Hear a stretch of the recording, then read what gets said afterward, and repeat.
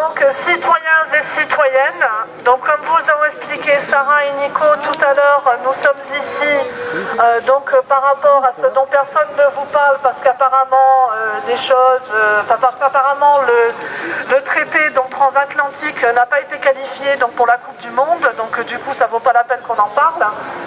Sauf que ce traité donc, qui s'appelle TAFTA, qui est littéralement traduit un traité de libre-échange transatlantique entre l'Union européenne et donc les États-Unis, est un traité bien évidemment qui est décidé en cachette au sein de quelques commissions techniques donc par des représentants des États européens, et où donc, comme disait Sarah, on a un système où même les parlementaires européens en fait n'ont pas de pouvoir réel sur l'institution européenne, alors que ces parlementaires ils sont élus par le peuple, et donc ils se retrouvent privés de leur pouvoir. Et donc ce traité transatlantique concerne bien évidemment donc un libre-échange.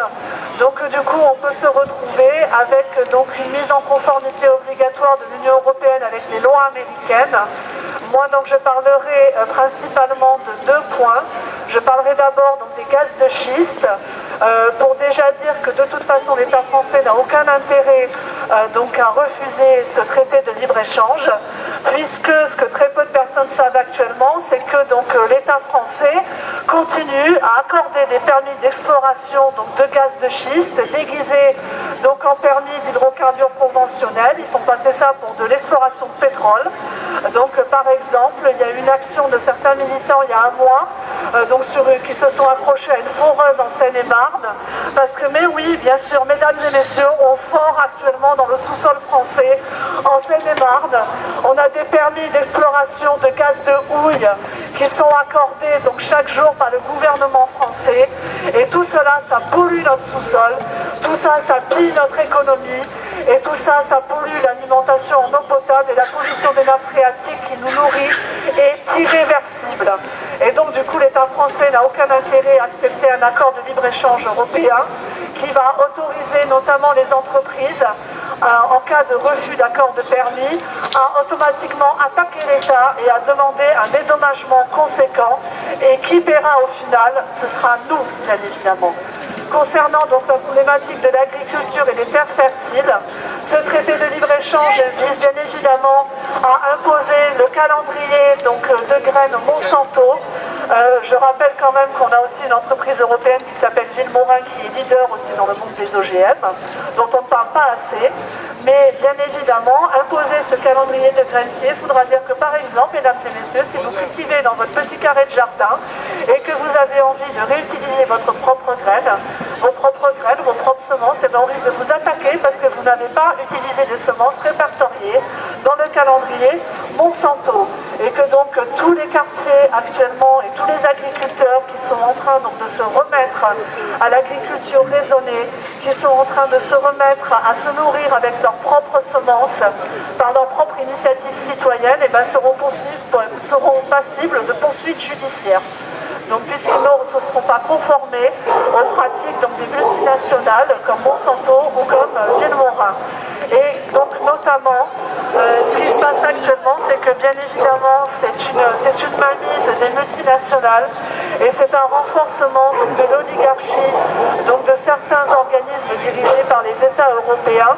C'est un affaiblissement supplémentaire du pouvoir des parlementaires, alors que nous avons des parlementaires qui se bougent, notamment pour pouvoir lutter contre la problématique des terres fertiles. Nicolas parlait de Notre-Dame-des-Landes tout à l'heure, mais c'est vrai que ils essayent de faire ce qu'ils peuvent pour pouvoir faire des contrôles de légalité et remettre en cause justement le fait que les États et que certains organismes au pouvoir de l'oligarchie et des multinationales pillent notre sol.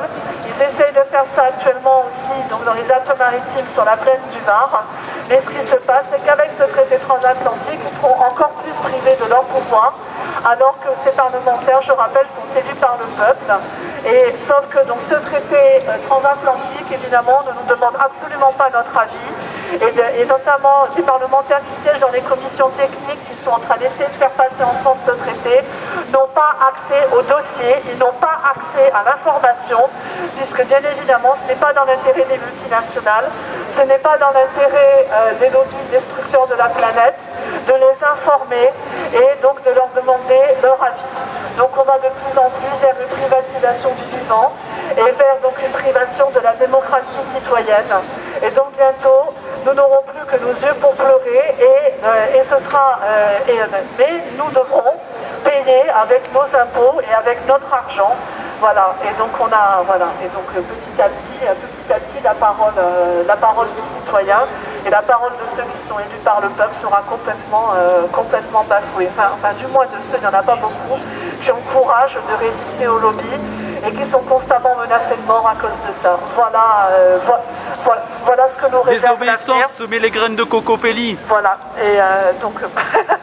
Et donc du coup c'est pour ça que nous sommes ici en désobéissance civile et nous vous invitons à venir nous rejoindre, à nous asseoir en cercle pour décider de ce qu'on poursuit comme action, parce qu'on ne va pas s'arrêter là, on ne va pas rentrer bien gentiment chez nous, on n'en a pas l'intention. On n'est pas manipulé donc, par des organismes politiques ou syndicaux. Donc du coup on va se mettre en assemblée citoyenne ici. Et donc nous vous invitons à nous rejoindre pour décider de ce qu'on fait pour soit le 1er décembre, soit la semaine d'après. Le but étant de faire justement un repas en partage festif avec de la musique et de montrer qu'on est capable nous aussi de proposer quelque chose et qu'on n'est pas ici pour dire vous, pas bien, caca et tout, méchantes institutions, mais qu'on est là aussi pour proposer quelque chose et pour pouvoir justement aider la population. Voilà, donc venez nous rejoindre, à nous asseoir en cercle ici. Et donc voilà. Oui, mais ce qui se passe, c'est que c'est peut-être le 1er décembre à 14h, mais on va essayer de voir justement leur compte, on va en décider tous ensemble ici. Le but, c'est d'en décider tous ensemble et que ce ne soit pas 2-3 personnes qui prennent la décision. Voilà. Parce que nous, on est en démocratie participative, on n'est pas, contrairement aux oligarques, on ne décide pas pour tout le monde. Voilà, donc la parole est à n'importe qui, et tout le monde, et on vous invite à venir vous asseoir en cercle. Mégaphone participatif. Voilà. Et c'est le mégaphone participatif de Nico, et si on nous entend